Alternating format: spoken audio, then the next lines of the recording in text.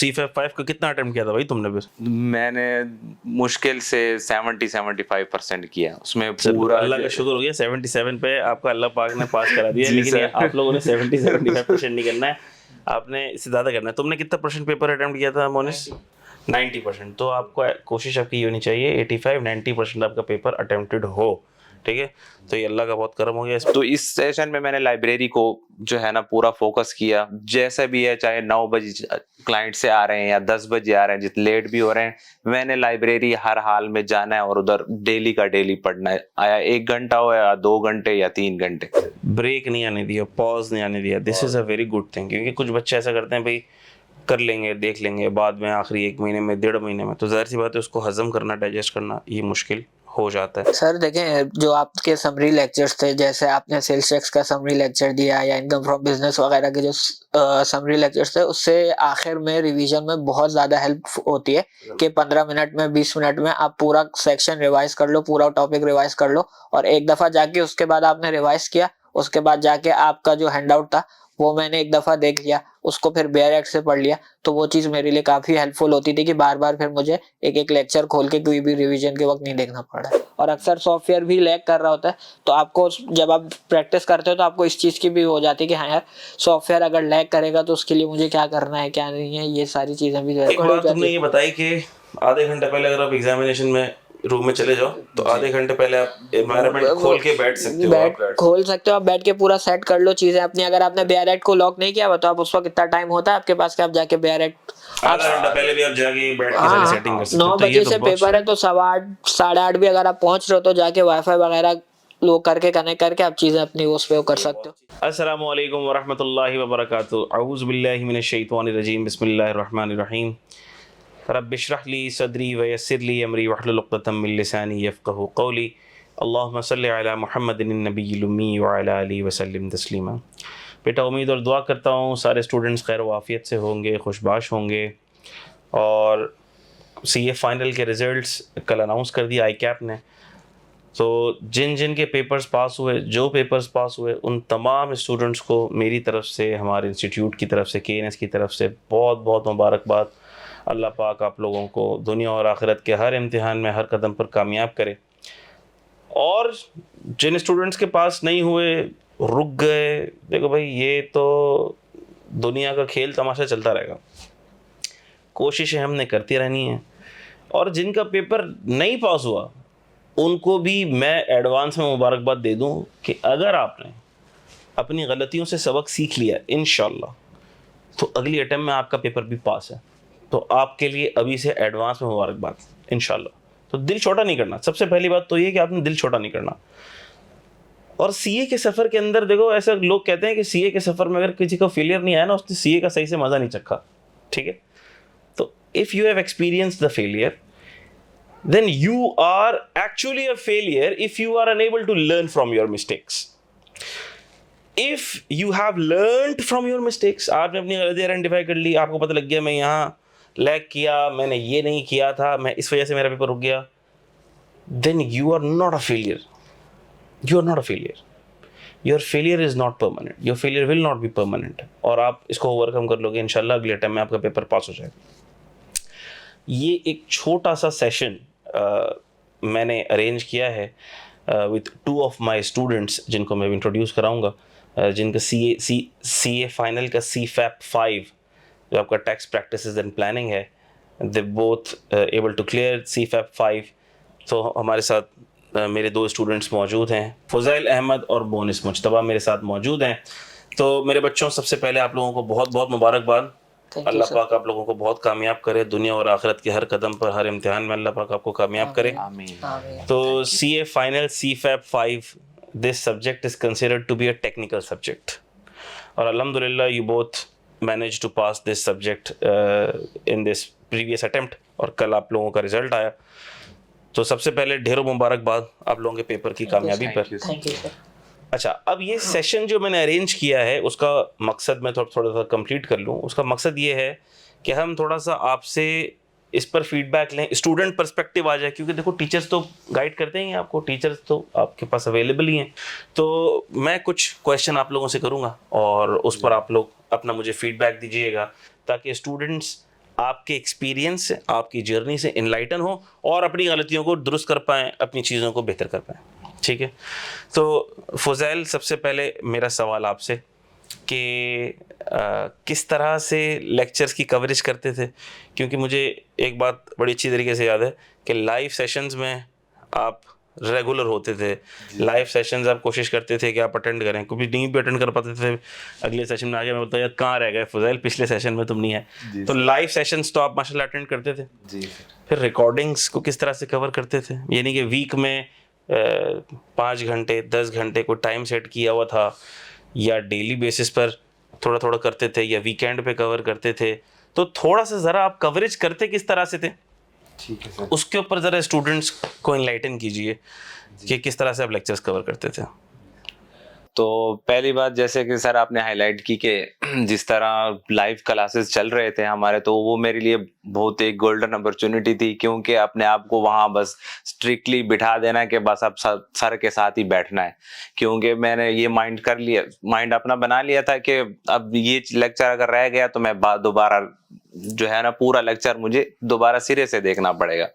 तो वो कवरेज हो जाती थी। लेकिन बाद में जब कुछ रिकॉर्डिंग की तरफ स्विच हुए, या 1-2 दफा मुझसे जो रिकॉर्डिंग मिस हो गई, उसके बाद फिर मेरा ये प्लान होता था कि वीकेंड के ऊपर, या कभी जो है ना फर्म के टाइम अगर जल्दी छुट्टी हो गई, या जो है जिस तरह क्लाइंट हमारा चल रहा है, सीजन थोड़ा कम है या इनिशियल ही स्टेज था क्लाइंट का, तो वो आते ही, तो इस सेशन में मैंने लाइब्रेरी को जो है ना पूरा फोकस किया। जैसे भी है, चाहे 9 बजे क्लाइंट से आ रहे हैं या 10 बजे आ रहे हैं, जितने लेट भी हो रहे हैं, मैंने लाइब्रेरी हर हाल में जाना है और उधर डेली का डेली पढ़ना है। आया 1 घंटा हो या 2 घंटे या 3 घंटे, तो इस रेगुलरिटी की वजह से शॉर्ट कंसिस्टेंसी, रेगुलरिटी। जी सर। ब्रेक नहीं आने दिया, पॉज नहीं आने दिया। This is a very good thing, क्योंकि कुछ बच्चे ऐसा करते हैं भाई कर लेंगे, देख लेंगे बाद में, आखिरी 1 महीने में, 1.5 महीने में, तो जाहिर सी बात है उसको हजम करना, डाइजेस्ट करना ये मुश्किल हो जाता है। जी। अच्छा मोनिस, आपसे मेरा क्वेश्चन ये है कि मेरी कोशिश ये होती थी कि मैं जो भी टॉपिक हो उसके आखिर में उस टॉपिक को समराइज़ कर दूं। पूरा टॉपिक 15 मिनट में मैंने समराइज़ कर दिया, वो चाहे टॉपिक में 6, 7, 8, 10 क्लासें लगी हों, लेकिन 15 मिनट में, 20 मिनट में, 25 मिनट में पूरे टॉपिक को समराइज़ कर दिया। तो क्या उस समरी से कुछ हेल्प मिली रिवीजन में, प्रिपरेशन में? थोड़ा उसके ऊपर रोशनी डालो। सर देखें, जो आपके समरी लेक्चर्स थे, जैसे आपने सेल्स टैक्स का समरी लेक्चर दिया या इनकम फ्रॉम बिजनेस वगैरह के जो समरी लेक्चर्स थे, उससे आखिर में रिवीजन में बहुत ज़्यादा हेल्प होती है कि 15 मिनट में, 20 मिनट में आप पूरा सेक्शन रिवाइज कर लो, पूरा टॉपिक रिवाइज कर लो, और एक दफ़ा जाके उसके बाद आपने रिवाइज किया, उसके बाद जाके आपका जो हैंडआउट था वो मैंने एक दफ़ा देख लिया, उसको फिर बेयर एक्ट से पढ़ लिया। तो वो चीज़ मेरे लिए काफ़ी हेल्पफुल होती थी कि बार बार फिर मुझे एक एक लेक्चर खोल के कोई भी रिवीजन के वक्त नहीं देखना पड़ा। अल्हम्दुलिल्लाह।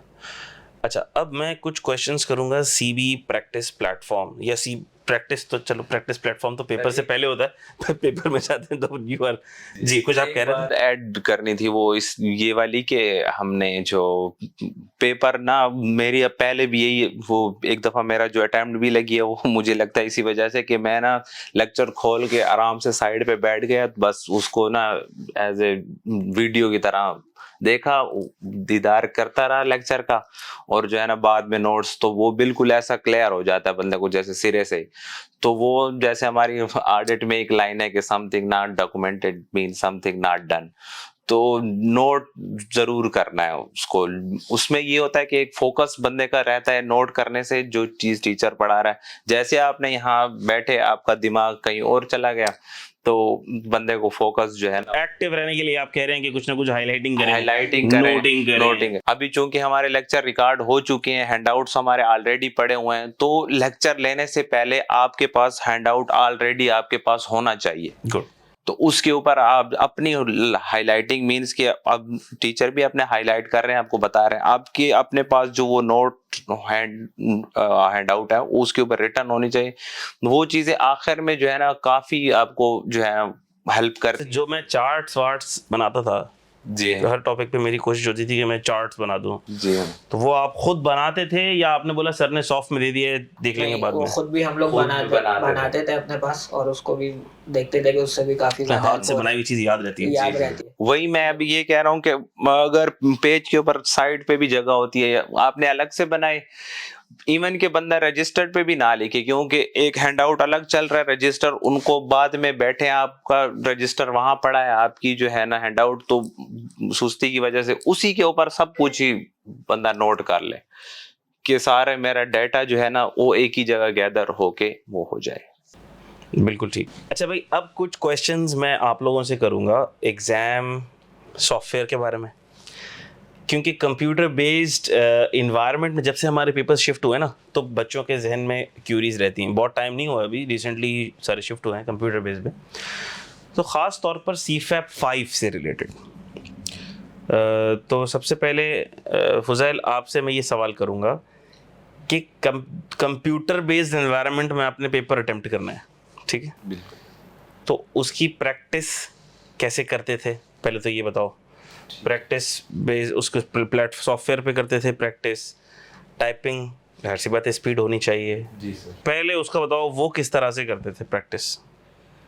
सर पहले तो इनिशियली जब मैंने स्टार्ट करा और चीज़ें जब होती रहीं तो मैंने एक्सेल पे ही बस करता रहा सारी चीज़ें, लेकिन करना ये नहीं चाहिए बंदे को। और शुरू से ही कोई बड़ा एडवांस का क्वेश्चन अटेम्प्ट करना है, या बंदे को कभी कभी ना जो है सॉफ्टवेयर के ऊपर जो फेमिलियर होना चाहिए, क्योंकि वहाँ पर ज़्यादा चीज़ें जो है ना एक्सेल वाली काम नहीं करती। जो कंट्रोल हमारे पास है, शॉर्टकट कीज़ हैं, वो काम नहीं करती, और बाज़ दफ़ा कभी ऐसी की भी लग जाती है जिसमें सॉफ्टवेयर बंद हो जाता है, या मतलब कुछ भी हो सकता है। तो जब आप फेमिलियर होंगे, उनको यूज़ करेंगे बार बार, तब आपको ऐसी की पता चल जाएंगी। बाकी ये है कि उसके अंदर थोड़ा सा ये होता है कि प्रैक्टिस की अच्छी खासी ज़रूरत होती है, क्योंकि मैंने जब से सब CBE पे गया है, मेरा पेपर जो है 70-75 से ऊपर नहीं गया, क्योंकि मेरी स्पीड जो है थोड़ी स्लो है। CFAP 5 का कितना अटेम्प्ट किया था भाई तुमने फिर? मैंने मुश्किल से 70-75% किया उसमें चलो, पूरा। अल्लाह का शुक्र हो गया 77 पे आपका अल्लाह पाक ने पास करा दिया। जी लेकिन ये सर। आप लोगों ने 70-75% नहीं करना है, आपने इससे ज़्यादा करना है। तुमने कितना परसेंट पेपर अटेम्प्ट किया था मोनिस?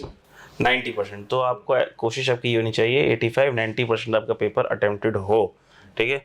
तो ये अल्लाह का बहुत करम हो गया। मगर इसमें सबसे बड़ा एक यही चीज़ मैं इसमें ऐड करूंगा कि आप जैसे फुज़ैल ने कहा ना कि शुरू से आपने अगर प्रैक्टिस की है ना, कोई भी आपको पास पेपर का कोई भी क्वेश्चन आपने पिक किया है, तो आप पहले जो है ना उसको एक्सेल में आप भरे अपनी प्रैक्टिस के लिए करो। वो तो क्योंकि लाज़मी बात है सॉफ्टवेयर से चीज़ आप सेव नहीं कर सकते, मगर उसको जस्ट फॉर अ प्रैक्टिस ना 3-4-5 क्वेश्चन ऐसे जो है ना वो आप सॉफ्टवेयर पे सॉल्व करो कि आप थोड़ा फेमिलियर हो कि हाँ यार सॉफ्टवेयर में ये चीज़ें हो रही हैं। क्योंकि बहुत सारे ऐसे फंक्शन होते हैं, सिर्फ एक बेसिक कंट्रोल भी है, इसके अलावा बहुत मुश्किल होता है कि कोई और एक्सेल का उसमें फंक्शन भी प्रॉपर काम कर रहा हो, और अक्सर सॉफ्टवेयर भी लैग कर रहा होता है। तो आपको जब आप प्रैक्टिस करते हो तो आपको इस चीज़ की भी हो जाती है कि हाँ यार सॉफ्टवेयर अगर लैग करेगा तो उसके लिए मुझे क्या करना है क्या नहीं है, ये सारी चीज़ें भी जो है ना और बहुत जो मदद करती हैं। आपके पास थोड़ा सा ज़रा ये भी ब्रीफ करो मोनिस, आप ये ब्रीफ करो कि उसमें वो जो एग्जिबिट्स होते हैं, एक्सेल का जो एग्जिबिट होता है, एक्सेल की जो विंडो होती है उसमें आपने वर्किंग करी है, तो उसके बाद पेस्ट करना होता है वर्ड वाले एरिया के अंदर, क्या वो थोड़ा सा ज़रा? हाँ अच्छा, देखिए इसमें एक चीज़ ये होती है, जो शुरू में जब फर्स्ट टाइम मैंने भी CBE दिया था एग्ज़ाम अपना, तो मुझे याद है कि उसमें कुछ मिस्टेक्स हुई थी मेरी, मगर अल्लाह का शुक्र है कि वो पेपर मेरा पास हो गया था। मगर एक चीज़ ये होती है कि कभी भी जो वो एक्सेल जो उसमें आप कर रहे हो ना, उसको आप ये देखो कि आप सही क्वेश्चन के नीचे वो सवाल सॉल्व कर रहे हो या नहीं। अब ये नहीं है कि क्वेश्चन नंबर, क्योंकि इसमें सबसे बड़ा इशू ये है कि आपके सॉफ्टवेयर में कि एक सवाल में किया हुआ सॉल्यूशन आप दूसरे विंडो पे ले जाके दूसरे क्वेश्चन पे पेस्ट आप नहीं कर सकते, वो आपको खुद से दोबारा सॉल्व करना अच्छा। पड़ेगा। तो ये चीज होती है कि आप ये देखो कि आप सही क्वेश्चन, अब पता चला आपने क्वेश्चन 1 की जगह पे क्वेश्चन 2 का अगर सॉल्यूशन कर दिया बाय मिस्टेक, तो वो आपका भले सॉल्यूशन आपने किया वो किसी काम का नहीं होता। और दूसरी बड़ी चीज ये कि सवाल को एक्सेल में करके आप जो ऊपर RTF फॉर्मेट होता है उसमें RTF फॉर्मेट पे ले जाके आप लाजमी पेस्ट कर दो। अगर आपने सिर्फ एक्सेल पे करके छोड़ दिया, वो एग्जामिनर के किसी काम का नहीं होता। और उसमें आपने अभी हमारी ये भी डिस्कशन चल रही थी, आपने मुझे भी बताया कि कोई अगर आप उसमें बोल्ड भी करो, अंडरलाइन भी करो, तो वो कॉपी करके जब आप उधर पेस्ट करोगे तो वो सारी फॉर्मेटिंग हट जाएगी। तो उस फॉर्मेटिंग को करने का कोई फायदा नहीं है, वो सिर्फ टाइम का वेस्ट होता है, इसमें सिर्फ आप टाइम वेस्ट ही करते हो और कुछ भी नहीं होता। सही हो गई बात, ठीक।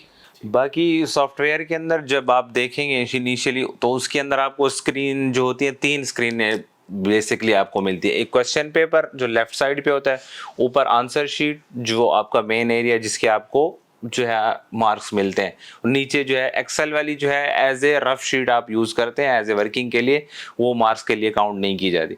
तो उसके लिए अच्छा तरीका ये है कि हम 3 शीटों में, क्योंकि वो जो है ना स्क्रीन बहुत छोटी हो जाती है, तो आप पेपर वाली स्क्रीन को बिल्कुल ही बंद कर दें, क्योंकि पेपर आपके पास हार्ड में होते हैं, वहाँ पर रीडिंग करके हाईलाइट करते जाएं। जब आप एक्सेल वाले अपने एरिया के अंदर हैं, उसके अंदर वर्किंग कर रहे हैं, तो उसको भी मिनिमाइज कर दें, वो भी एरिया ऊपर आप शिफ्ट कर सकते हैं। उसके लिए ये है कि आपके पास माउस होना ज़रूरी है। अगर आपके हाथ क्या लैपटॉप की बटनों से फिट है तो वो ठीक है, वरना जो है आप अपना कीबोर्ड भी यूज़ कर सकते हैं। बहरहाल माउस का होना ज़रूरी है। माउस कीबोर्ड ले जाना पड़ता है, यहाँ पे अवेलेबल होता है? नहीं नहीं, लैपटॉप अपना लेके जाना होता है आपको। अच्छा, अपना लैपटॉप लेके जाना होगा, और माउस कीबोर्ड भी? जी हाँ, माउस कीबोर्ड अगर कोई एक्सटर्नल यूज़ करता है बंदा तो वो अपना ही ले जाएगा। अपना ही लेके जाएगा। जी हाँ। तो माउस से ये होता है कि बंदा बाजों का स्क्रीन स्विच करता है, नीचे ऊपर आना, स्क्रीन को हैंडल करना, छोटा बड़ा करना उसको, तो वो इजीली। अब आप वर्किंग कर रहे हैं, आपने बाकी स्क्रीनें मिनिमाइज कर दी, उसी के ऊपर आपके सामने पूरी एक जो है एक्सेल की शीट हो गई।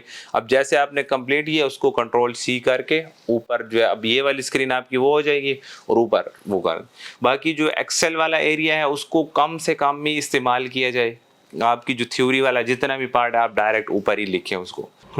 और छोटी बहुत जो कैलकुलेशन जो प्लस माइनस होती है, कोशिश करें अपना जो है ना बंदा के कैलकुलेटर साथ लेके जाए, क्योंकि वहाँ कैलकुलेशन में बाजों का मसला हो जाता है। उसमें सॉफ्टवेयर में कैलकुलेटर तो अवेलेबल होता है ना? नहीं, सॉफ्टवेयर साइंटिफिक कैलकुलेटर अवेलेबल नहीं होता। सॉफ्टवेयर आप कैलकुलेटर आपको अपना ही ले जाना। अच्छा, अब मेरा क्वेश्चन होगा ओपन बुक के हवाले से कि CFAP 5 का पेपर ओपन बुक है जी।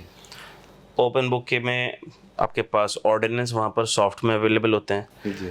तो मोनिस, सबसे पहले आप मुझे ये बताओ कि सॉफ्ट में जो वर्जन अवेलेबल होता है वो किस तरह से एक्सेसिबल होता है? एग्ज़ाम से पहले कुछ टाइम पहले क्या वो जो बेयर एक्ट है वो स्टूडेंट के लिए एक्सेसिबल होता है? उसमें सर्चिंग किस तरह से हो सकती है, और सर्चिंग में आप लॉक किस तरह से कर सकते हैं? सर्च लॉक अभी आप लोग मुझे बता रहे थे एक फ़ीचर है, वो भी ज़रा बताओ स्टूडेंट्स को किस तरह से कर सकते हो। तो ये ज़रा मुझे पहले आप अपना एक्सपीरियंस बताओ कि उसको किस तरह से यूज़ करना चाहिए, किस तरह से आपने यूज़ किया, और इंडेक्स लिंक्ड होता है, क्या होता है, थोड़ा सा। अच्छा देखिए, इसमें ये होता है कि ICAP जो है ना वो पेपर से तकरीबन 1 महीना पहले ना, आप अगर टैक्स का पेपर दे रहे हो तो टैक्स का, लॉ का दे रहे हो तो जो भी है वो बेयर एक्ट उस पर अपलोड कर देता है, वो आपके लिए एक्सेसिबल है। तो ये रिकमेंडेड है कि वैसे कि आप पेपर से पहले जब आप प्रैक्टिस करने बैठो ना, तो आप वही वाला बेयर एक्ट यूज़ करो। उस बेयर एक्ट में ये होता है कि इंडेक्स लिंक्ड होता है, पेजेस लिंक्ड है, सेक्शंस लिंक्ड है कि सेक्शन पे क्लिक करो पहुंच जाओ। मगर एक चीज़ जिससे मुझे खुद बहुत पर्सनली फ़ायदा हुआ वो ये कि आप जो है ना वो कर सकते हो कि आप पेज लॉक कर लो। पेज लॉक के आपको पता है कि यार पेज नंबर 1 से लेके 200 तक आपका इनकम टैक्स ऑर्डिनेंस है, तो आपने इनकम टैक्स ऑर्डिनेंस को उस पर लॉक कर लिया, उसका आपने क्रोम पे या जो भी आपका ब्राउज़र है उस पर फिक्स कर लिया। एक पेज आपने एक सेक्शन रख लिया इंडेक्स के लिए, एक सेक्शन आपने रख लिया सेल्स टैक्स के लिए, प्रोविंशियल सेल्स टैक्स, इस तरह। तो उससे आपका फायदा ये होगा कि जो रेलिवेंट क्वेश्चन आप कर रहे होगे ना, वो उसको चीज जाके जब आप वहां सर्च करोगे ना, तो सिर्फ वो उन्हीं पेजेस में सर्च करेगा, ये नहीं कि पूरे बेयर एक्ट में पूरे 2000 पेजेस में सर्च नहीं करेगा, वो उसी स्पेसिफिक रेंज में सर्च करेगा, जिससे टाइम भी जल्दी, मतलब क्विकली सर्च हो जाएगा। ये बिल्कुल ऐसा ही है। तो ये पेपर में आपको बहुत हेल्प होती है, क्योंकि पेपर में 3 घंटे आपके पास होते हैं, 3 घंटे 3.25 घंटे, जिसमें आपको सॉल्व भी करना है, सर्च भी करना है। तो ये चीज़, ये थोड़ा सा जो है ना, इससे आपको फ्रेंडली होने के लिए आपको तकरीबन 1 मंथ पहले ICAP जो देता है ना, वो आपको यूज़ करना आना चाहिए। ठीक। फुजैल, एक सवाल आपसे ये है कि अब बेयर एक्ट अवेलेबल है, सॉफ्ट में अवेलेबल है, उसमें मैंने जैसे आपको बताया था कि ओपन बुक अगर किसी के पास मौजूद है, इसका ये मतलब नहीं आप एग्ज़ाम के अंदर वो ओपन बुक खोल के सेक्शन को रीड करके समझ के सवाल करोगे। बिल्कुल ऐसी बात। उस बेयर एक्ट से क्या क्या फ़वाइद हासिल किए जा सकते हैं? जी बिल्कुल। मतलब आप प्रिपरेशन में कि यार ये जो है ना, मैं रेट जो है ना फर्स्ट शेड्यूल से रेट रेफ़र करने के लिए मैं इसको यूज़ करूँगा, या सेल्स टैक्स के शेड्यूल 3rd शेड्यूल में क्या है, 8th शेड्यूल में कौन सा आइटम आ रहा है, वो आइटम सिलेक्ट करने, सर्च करने के लिए मैं यूज़ कर सकता हूँ। तो किन किन चीज़ों के लिए आप ऑर्डिनेंस को यूज़ ओपन बुक को बेहतर तौर पर कर सकते हैं, और कौन सी चीज़ आप समझते हैं कि नहीं नहीं ये तो ओपन बुक पे रिलाई नहीं करना चाहिए, ये तो आपको खुद से जहन में होनी चाहिए चीज़ें, ये चीज़ें आप सर्च कर सकते हैं और इस तरह से सर्च कर सकते हैं। सेल्स टैक्स में आइटम के नेम सर्च कर सकते हैं। वो थोड़ा सा ज़रा अपना एक्सपीरियंस आप बताइए। बिल्कुल सर, जैसे आपने बताया था हमें कि ओपन बुक पॉलिसी का मतलब ये नहीं है कि आप ब्लाइंड सर्च करें। ब्लाइंड सर्च, अगर आपको कोई चीज़, आपने क्वेश्चन पढ़ा, आपको क्वेश्चन की समझ नहीं आई, या आप क्वेश्चन वाला कह रहा है, कोई रेफरेंस भी दे दिया आपको, कोई इस तरह की बात बता रहा है, इनकम फ्रॉम प्रॉपर्टी का बताया, इनकम फ्रॉम बिजनेस का बताया, जिसका आपको कोई आइडिया नहीं है, या आपको लगता है कि ये बात मैंने पहले नहीं पढ़ी, तो उसको सर्च ना ही करें तो बेहतर है। क्योंकि वहां पर ऐसे ब्लाइंड सर्च में कोई चीज बंदे को, या ब्लाइंड सर्च करें तो तब करें जब आपको बाकी सारी चीजें हो चुकी हैं। अब आपने बोला यार चलो सर्च करके जो तुक्का लगता है वो लगा लो। ये सिर्फ एक हेल्पिंग बुक है, जस्ट फॉर कि हमें रेट, आपको पता है कि हमारा फर्स्ट कैजुअल सारा रेट है, उसके अंदर विद होल्डिंग है। आप जब इनकम टैक्स का क्वेश्चन करने लगे या थ्योरी का क्वेश्चन जब आता है, उसमें पूछता ही विद होल्डिंग है, मोस्टली वो यही पूछता है। तो उसमें आपने फर्स्ट कैजुअल, सेकंड कैजुअल, जो एग्जाम्पशन वगैरह का, इन दोनों को या तीनों जो है इनकम टैक्स के स्केजुअल को लॉक करके इसी के अंदर अपना जो है ना सर्च कर लेना है, तो आपको अपना जो है ना अपना रेलिवेंट रेट मिल जाएगा।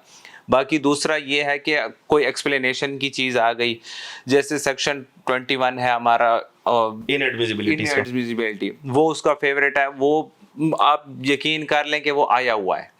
तो वो आपने जो है ना पहले से ही, जब पेपर से थोड़ा टाइम पहले आपको जो है ना डायरेक्ट रीड करने की इजाजत होती है। पेपर आधा घंटा आप पहले पहुंच गए तो आप अपना जो है ना सेटअप इस तरह बना लें उसके अंदर कि मैंने प्लानिंग कर लें कि मैंने सेल टैक्स का करना है तो एक सेल टैक्स की टैब खोल लें, इनकम टैक्स करना है तो उसमें सेक्शन 21 को स्पेशली एक अलग करके रख लें कि इसमें से तो आना ही है।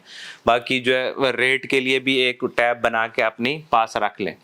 और जो है ना सेक्शन 21 में कोई चीज़ आपको पता है कि वो लिंक, सिर्फ ऑर्डिनेंस को आपने लिंक करना है उसके साथ, कि क्वेश्चन पढ़ते ही आपको वहाँ वो चीज़ लिंक कर दे कि मेरा ये चीज़ मैंने यहाँ जाके सर्च करनी है और ये रेलिवेंट। इवन के आपको मैं बताऊँ सर कि प्रॉपर्टी, इनकम फ्रॉम प्रॉपर्टी के साथ मेरा ये हुआ कि सेल परचेज मुझे सेक्शन तक इवन याद थे और आखिर में जो है ना मुझे उसकी विदहोल्डिंग नहीं मिल रही थी, क्योंकि मुझे लगता है कि ऑर्डिनेंस के ऊपर मेरा ग्रिप नहीं थी।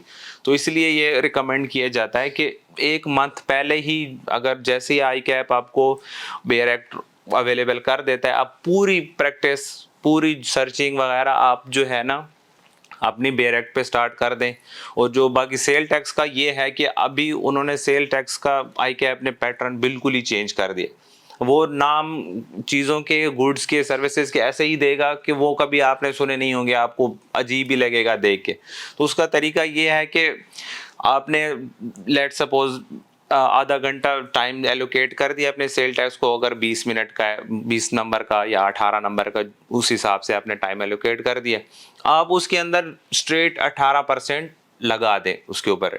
और दूसरा ये कि जो सेल टैक्स का third schedule, fifth schedule and sixth schedule, these are most important schedules. इसको लॉक करके, जी हाँ, उसके बाद उसमें सर्चिंग भी की जा सकती है कि भाई ये आइटम के नाम आपने सर्च कर लिए। जैसे कि मैंने आपको रेकमेंड भी किया था कि कम से कम आपने जो शेड्यूल्स हैं उसके सारे आइटम्स को गो थ्रू कर लेना है, ताकि अगर उससे मिलता जुलता कोई आइटम नजर आए तो आपके दिमाग में जो है ना घंटी बज जाए कि यार ये हमने पढ़ा है किसी शेड्यूल में, ये किसी शेड्यूल में पढ़ा है, हमने थर्ड में पढ़ा है, 8 में पढ़ा है, मुश्किल मेरे ख्याल से 15 से 20 मिनट एक शेड्यूल आपको रीड करने में लगता है। तो अगर आप 1 घंटा भी लगाते हो तो आप 2 से 3 दफा आपको वो आइटम समझ आए ना आए, वो किस चीज का नाम है, किस बला का नाम है। हमारा काम ये नहीं है कि वो केमिकल या उस बला को समझना कि वो किस आइटम का नाम है, वो सर वो बिकता कैसे है, उससे सिगरेट बनती कैसे है, हमने ये नहीं समझना।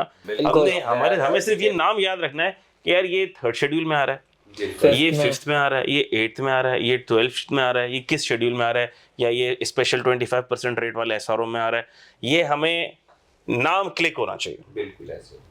बाकी फिफ्थ स्केजुअल के अंदर गिने चुने नाम है। फिफ्थ स्केजुअल के लिए बहुत थोड़ी है। थर्ड स्केजुअल, सिक्स्थ स्केजुअल थोड़ा सा बड़ा है, उसके भी 2 पार्ट हैं। उसके अंदर मेन जो है ना वो बहुत फोकस करना है उसके ऊपर, वो ये कि सिक्स्थ स्केजुअल का एक टेबल 1 है और टेबल 2 है। एक जो है ना इंपोर्ट के लिए और दूसरा पार्ट जो है ना मेरे ख्याल में अभी थोड़ा सा भूला हुआ है, वो लोकल सप्लाईज के लिए। वो बाज़ औक़ात वहाँ चीज़ भी होती है, बंदा सर्च में देख लिया कि हाँ ये आ गई, उसने ऊपर से लिखा होता है कि मुझे इंपोर्ट के लिए चाहिए था, तो वो बंदा जो है ना बात आपने वहाँ से सर्च भी कर ली देगा, आप खुश हो गए कि मैंने लेकिन आपने वो गलत टेबल्स गलत। तो इन चीज़ों को जब आपकी ग्रिप होगी बेयर एक्ट के ऊपर, तब ये चीज़ें आप हाईलाइट कर रहे हैं। अगर आप पेपर से 1 हफ्ता पहले या 2 हफ्ते पहले बेयर एक्ट को ही अभी देख रहे हैं तो बहुत मुश्किल हो जाता है। बाकी पेपर कोई इतना मुश्किल नहीं है, जो है ना इस आसानी से बंदा पास हो सकता है इसके अंदर, प्लानिंग के साथ प्लानिंग के साथ। ठीक है, आप तुम थोड़ा सा बताओ अपना एक्सपीरियंस के जो बेयर एक्ट अवेलेबल था उसमें क्या यूज़ किया जाए, कैसे यूज़ किया जाए, उसको कितना रेफ़र किया जाए, तुम थोड़ा अपना एक्सपीरियंस भी शेयर करो। बेयर एक्ट को देखें, बेयर एक्ट को ना आप एक हद तक यूज़ कर सकते हो, आप टोटली बेयर एक्ट के ऊपर रिलाई नहीं कर सकते बिल्कुल भी, क्योंकि अक्सर होता है कि कोई चीज़ आप सर्च कर रहे होते हो ना, तो वो एग्जाम प्रेशर में आपसे गलत टाइप हो रही होती है, सर्च नहीं होती और आप उसके पीछे आधा घंटा पौन घंटा ज़ाया करते हो आप। ये तो इसमें सबसे बड़ी चीज़ यही है ना कि सबसे बेहतर यही है कि आप पहले बेयर एक्ट से फ्रेंडली हो जाओ। बेयर एक्ट से आप फ्रेंडली हो गए ना तो आपको एग्जाम इन्वायरमेंट में भी बहुत हेल्प करता है। एग्जाम इन्वायरमेंट में अब आपको रेट पता है कि हाँ यार मैं ये चीज़ कर रहा हूँ, तो इस पे जो है विद होल्डिंग टैक्स का रेट ये, तो जस्ट फॉर कंफर्मेशन पर्पज अगर आपको एग्जैक्ट सेक्शन याद है, आप जाके वहाँ पे टाइप करो और आप सर्च कर लो। अगर आपको पता है कि यार मुझे एग्जैक्ट सेक्शन अभी नहीं पता, वो ढूंढने में मुझे 10 मिनट 15 मिनट लगेंगे, तो बेहतर है कि जो आपके जहन में जो चीज़ आ रही है आप उसको अप्लाई करके आप आगे चलो। और इसमें सेल्स टैक्स में जैसे इसने बताया फजल ने, इसमें मैं एक चीज़ और ही ऐड करूंगा कि जब सेल्स टैक्स का जो मेरी एक खुद पर्सनल अप्रोच भी रही है और काफ़ी सीनियर से भी मैंने गाइडेंस ली, तो उन्होंने भी मुझे ये बताया कि यार आप ना एक काम ये किया करो कि सेल्स टैक्स के क्वेश्चन सॉल्व करते हुए ना आप पहले पूरे पे इनपुट टैक्स और आउटपुट टैक्स जो आप कैलकुलेट करते हो पूरे पे आप 18% पहले लगा दो। उसके बाद फिर आपको अगर किसी रेट के ऊपर किसी प्रोडक्ट पे आपको हो रहा है कि हाँ यार ये मैं सर्च करके देख लेता हूँ, तो उसको आप सर्च करके देख लो। इससे आपका बहुत हद तक सेल्स टैक्स का टाइम जो है सेव कर हो रहा होता है। तो एक्सेल बेस्ड प्रोफॉर्मा में ही करनी है ना जी, तो आप उसके बाद सर्च कर लें कि जो थर्ड शेड्यूल का या किसी स्पेसिफिक शेड्यूल में कोई आइटम आ रहा है तो वो फिर ऑटोमेटिक। मगर बेयर एक्ट का सबसे बड़ा जो ये एक चीज जो आपको हेल्प कर सकी ना, वो ये कि अगर आपने पेज लॉक नहीं किया बेयर एक्ट के अंदर सर, तो वो आपके लिए बहुत प्रॉब्लम खड़ी कर देता है। ये एक इम्पोर्टेंट टेक अवे है कि सर्चिंग में पेज लॉक का एक फीचर है, उसको आपने एक्सप्लोर भी करना है और यूज भी करना है, जिससे आपको काफी बेनिफिट होगा इंशाल्लाह। बहुत टाइम सेव आपका हो जाता है। आप उसका सिंपल तरीका ये होता है कि आप पेपर में जाने से पहले आपको पता है कि हाँ यार ये इस तरीके से, तो आप पेपर में जाने से पहले ही ना उसके टैब्स बना लो। मैंने खुद ये किया था, पेपर से एक रात पहले बैठ के सबके टैब्स मैंने बना ली कि हाँ यार ये पेज ये इस पे ये। तो पेपर में मैं गया, मुझे पता था कि यार टैब 1 इंडेक्स का है, टैब 2 में मैंने इनकम टैक्स लॉक किया हुआ है, टैब 3 में पूरा सेल्स टैक्स है, इसमें एफईडी है, इसमें एसआरओज है, ये है, सारी चीज मल्टीपल टैब्स के अंदर आप लॉक कर सकते हैं अपनी रेंजेस को, जिसमें फिर आप सर्चिंग कर सकते हैं। वरना वो फिर पूरा ऑर्डिनेंस सर्च कर देता है, वो फिर आपके लिए जो है प्रॉब्लम खड़ी हो जाती है। ये बताइए कि आधे घंटे पहले अगर आप एग्जामिनेशन में रूम में चले जाओ तो आधे घंटे पहले आप एनवायरनमेंट खोल के बैठ सकते हो, आप बैठ के पूरा सेट कर लो चीजें अपनी। अगर आपने बेयर एक्ट को लॉक नहीं किया हुआ तो आप उस वक्त कितना टाइम होता है आपके पास कि आप जाके बेयर एक्ट आधा घंटा पहले भी आप जाके बैठ के सारी सेटिंग कर सकते हो। 9 बजे से पेपर है तो 8:15 साढ़े 8 भी अगर आप पहुंच रहे हो तो जाके वाईफाई वगैरह लो करके कनेक्ट करके आप चीजें अपनी उस पे कर सकते हो। बहुत अच्छी चीज है कि स्टूडेंट्स को ऑन टाइम बल्कि बिफोर हैंड पहुंचना चाहिए, पहुंच जाना चाहिए मेरा ख्याल है, ताकि फिर वो अपने कंफर्ट लेवल के हिसाब से सारी चीजें सेट कर ले, बैठ जाए, थोड़ा सा पीस ऑफ माइंड अचीव हो जाए। क्योंकि अक्सर ऐसा भी होता है कि बेयर एक्ट का लिंक भी आपका नहीं चल रहा होता, अक्सर स्टूडेंट्स ये इशू भी फेस कर रहे होते हैं। तो उसमें ये होता है कि वहीं पे उनके पास जो है अवेलेबल होता है लिंक, आप उसी वक्त वो लिंक ओपन करके जो है वो लिंक आप उससे बेयर एक्ट एक्सेस करके वो चीजें आप वो कर सकते हो उसमें, ये बहुत ईजी होता है। बाकी एक चीज मैं ऐड करना चाहूंगा कि अब बिल्कुल अब मैं इनसे ये रिक्वेस्ट करना चाह रहा हूँ कि अब आप अपनी तरफ से एडवाइस दें स्टूडेंट्स के लिए प्रिपरेशन से रिलेटेड, जो आप समझते हैं कि ये एडवाइस है या आप कुछ ऐड करना चाह रहे हैं जो मुझसे रह गया।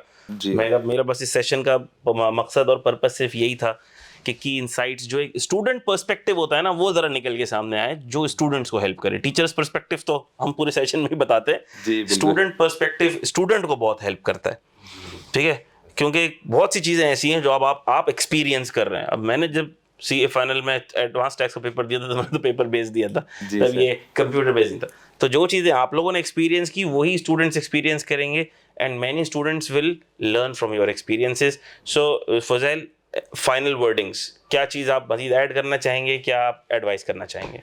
एक तो मेरी पहली बात वो एक रह गई थी बेयर एक्ट के हवाले से, वो ये कि बाज़ औक़ात वहाँ पर स्पेलिंग का बड़ा इशू आता है। अब पेपर के अंदर आप कोई प्रोडक्ट लिखा हुआ है, उसका नाम लेट्स से हम कह देते हैं कि प्रिंसिपल, अब वहाँ पर वही पूरा प्रिंसिपल लिखेंगे, बेयर एक्ट के अंदर वो नाम नहीं मिलेगा। अब यहाँ पर PRIN के बाद C था, वहाँ पर बेयर एक्ट में वो नाम S से भी पॉसिबल है कि हो सकता है। तो ये चीज भी काफी जो है ना बंदे को यानी स्पेलिंग की डिफरेंस की वजह से आप हो सकता है। जैसे सेल्स टैक्स के अंदर वो आप गवादर फ्री इकोनॉमिक जोन जो हमारी होती जैसे विनेगर है, आप विनेगर का आइटम आपने कोई सर्च करना है, VINEGAR भी हो सकता है, आप बेयर एक्ट में सर्च करना है तो VINAGR हो गया। अब सबसे बड़ा जो एक जो सेल्स टैक्स का जो एक प्रैक्टिकल हुआ है वो ये कि गवादर की जैसे स्पेलिंग है। अब बेयर एक्ट में सेल्स टैक्स में क्या है कि कुछ शेड्यूल्स में GAW है, कुछ में GWA है, तो आपको दोनों से जो है ना वो सर्च करना पड़ता है कि आप दोनों से करके देखो कि आप सही चीज उठा रहे हो या नहीं उठा रहे। बाकी इनसाइट ये है कि ज्यादा इसको इनसाइट का मतलब यही था। हाँ, मतलब आखिरी एडवाइस ये आपकी फाइनल एडवाइस। भाई फाइनल एडवाइस ये है कि आप अपने ऊपर यकीन रखें कि मैंने पास करना है। और लास्ट ये कल परसों मैंने सर आतिफ अब्दी हैं लाहौर के, वो भी बता रहे थे कि अभी ICAP जो है अपने उसके ऊपर वो फोकस कर रहा है कि पेपर जिस तरह पहले इशू होते थे चीज़ों के अंदर, अभी वो नहीं है, अभी स्मूथ हो गए हैं। तो इसमें सैलरी को आप बिल्कुल ही साइड कर लें, उसमें बाकी इनकम फ्रॉम प्रॉपर्टी हो गया उसमें 5-10 नंबर, और जो income from capital gain main आपका जो है ना business FTR capitalization, group relief, losses, non resident taxation, ये सारी चीजें, ये चीज मेन। बाकी ये है कि आप अपने पास समरियां बनाते जाएं जो रेलिवेंट, जो कंफ्यूजिंग हमारे पास प्रोविजन है, जैसे ग्रुप टैक्सेशन, ग्रुप रिलीफ, आप वो पढ़ेंगे, ऊपर वाला आप नीचे आएंगे तो वो कहेंगे कि ये तो उस जैसा ही था, बिल्कुल एक जैसे ही मिलते हैं, लेकिन उसके अंदर जब आप पेपर में जाते हैं तो वो यहाँ हमसे खेल जाता है। बस आपके पास छोटे छोटे समराइज नोट्स बने होने चाहिए। मैंने ग्रुप रिलीफ का एक आपको पूरा टेबल बना के दिया था, कंपैरिजन टेबल, कि हर सेक्शन में क्या क्या चीजें हर सेक्शन की डिफरेंट है। इस दफा मैं एक और भी चीज इंशाल्लाह ताला स्टूडेंट्स के लिए कोशिश कर रहा हूँ करूँ कि हर टॉपिक के हर जगह के माइंड मैप्स बना दूं, माइंड मैप, ताकि स्टूडेंट्स को और हेल्प हो इंशाल्लाह। जैसे सर सेक्शन 153 है, ये most important with holding minimum का, तो इसी के इसको बिल्कुल ही मैं कहूंगा कि रट्टा होना चाहिए। सेक्शन 233 हो गया हमारा कमीशन के ऊपर, विद होल्डिंग के ऊपर, जहां विद होल्डिंग है उसके ऊपर एडवांस टैक्सेस के सारे के सारे सेक्शंस जो है वो बहुत इंपॉर्टेंट। बिल्कुल। बाकी ये है कि अभी पूरा एक 16 नंबर का क्वेश्चन सिर्फ और सिर्फ विद होल्डिंग के ऊपर, उसने कुछ भी और नहीं था, जस्ट थ्योरी पूछी, थ्योरी के ऊपर उसने प्रोविजन डिफरेंट दिए होते, उसने बताया कि जो 2 पार्टियां या 3 पार्टियां, हर एक पार्टी की विद होल्डिंग मुझे बताएं। Very interesting and very important. जी सर। ठीक है Monis, last words, final advice. मैं यही कहूंगा कि भले आप, लाजमी बात है क्योंकि अभी इस वक्त हम लोग सब फर्म में होते हैं या इंडस्ट्री में प्रैक्टिस हम लोग सब कर रहे होते हैं, तो ऑब्वियसली डेली लेक्चर्स अगर आप नहीं भी ले रहे तो एटलीस्ट आप अपने वीकेंड्स पर रखो, जो मेरा एक पर्सनल था, क्योंकि फर्म में इतना टाइम ऑब्वियसली नहीं मिल पाता जब सीजन होता है या कोई भी सारा प्रेशर चल रहा होता है। तो आप ये करो कि एटलीस्ट वीकेंड के ऊपर जो है ना, पूरा वीकेंड आप सैटरडे संडे जो है ना अपना, मैं ये करता था कि पूरा सैटरडे संडे दिया कि हाँ यार संडे के दिन मुझे ये टॉपिक कवर करना है, सैटरडे को ये टॉपिक कवर करना है, तो इस तरीके से करो, मगर करो और पिछला जो है ना बंदा चीजें साथ साथ रिवाइज करता रहे, कोई चीज आखिर के लिए नहीं छोड़े, या कोई सेक्शन बंदा ये समझ के ना छोड़े कि यार ये पेपर में नहीं आएगा, लास्ट टाइम में आ गया, ये इस तरीके से नहीं होता। इस दफा हुआ, ICAP ने जो क्वेश्चन एक पूछा था, तो मैं भी याद होगा फजल कि वो क्वार्टरली एडवांस टैक्स की कैलकुलेशन उसने चारों क्वार्टर की हमसे पूछ ली 247 बिल्कुल। वो मैंने अनइम्पोर्टेंट छोड़ के यकीन करें, बंदा समझता है इसको कि यार ये थ्योरी पर्सपेक्टिव से पूछ रहा है, सही है, मगर इस दफा ICAP ने कैलकुलेशन पूछी। तो इस तरीके की चीजें भी होती हैं कि बंदा थोड़ा सा अपने आप को प्रिपेयर रखे। बाकी ये कि कंसिस्टेंसी से पढ़ाई करे, भले आप वीकेंड पे पढ़ रहे हो 2 घंटा 3 घंटा 4 जितना भी पढ़ रहे हो, आपकी कैपेसिटी है, डेली की कैपेसिटी है, डेली पढ़ो, मगर जो चीज पढ़ रहे हो उसको रिवाइज करो। और अपने पास जब तक समरी नोट्स आप नहीं बनाएंगे ना, तो तब तक आपके लिए बहुत मुश्किल हो जाता है। ये थैंक यू करना। सो वेरी मच, बहुत बहुत Thank you शुक्रिया so much, sir, बच्चों। आपका भी। अल्लाह पाक आप लोगों को खुश रखे, आप लोगों को हर आमीन। कदम पर अल्लाह पाक कामयाब करे, आमीन। आपके आगे के सफ़र को अल्लाह पाक आसान आमीन। करे, और आपके और सारे स्टूडेंट्स के आगे के सफ़र को अल्लाह आसान करे, और आमीन। दुनिया आखिरत के हर इम्तिहान में अल्लाह आपको कामयाब करे। आमीन। तो मेरे बच्चों, wishing you very best of luck. इस सेशन का मकसद हमारा यही था कि आपको की इंसाइट्स स्टूडेंट पर्सपेक्टिव से मिलें कि what to do what not to do. हमारा वर्जन तो आपके पास आता रहता है, आता रहेगा, आप हमें सुनते रहेंगे इंशाल्लाह, लेकिन ये जो पर्सपेक्टिव है students perspective, this is also very important. I hope and I pray that this short session will inshallah help you out a lot in shaping your CFAP 5 preparation. We are always available to help you out. You can reach us at any time, inshallah ta'ala. We will be more than happy to help you out, to guide you at any step wherever you need our help, inshallah. Thank you so very much. May Allah bless you all. Take care a lot. मुझे और अपने सारे teachers को दुआ में याद रखिएगा, अपना बहुत ख्याल रखिएगा। अस्सलामु अलैकुम व रहमतुल्लाहि व बरकातुहू।